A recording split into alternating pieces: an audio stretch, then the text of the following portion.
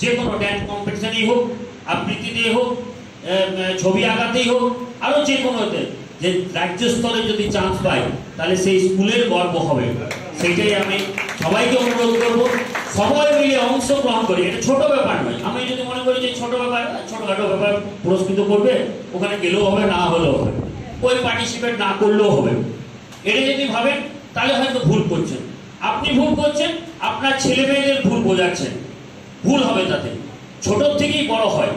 আজকে আমাদের বড় বড় ফুটবলার, বড় বড় ক্রিকেটার, বড় বড় সঙ্গীত শিল্পীরা আজকে ছোট থেকেই বড় হয়েছে। ছোট ছোট কম্পিটিশনে গিয়ে সে আজকে কিন্তু অনেক বড় হয়েছে।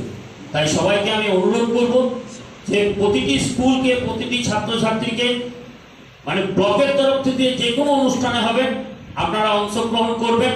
আমরা সবাই মিলে আনন্দ উপভোগ করবো এবং ছাত্রছাত্রীদেরকে সহযোগিতা করবো আগে বাড়িয়ে দেওয়ার জন্য।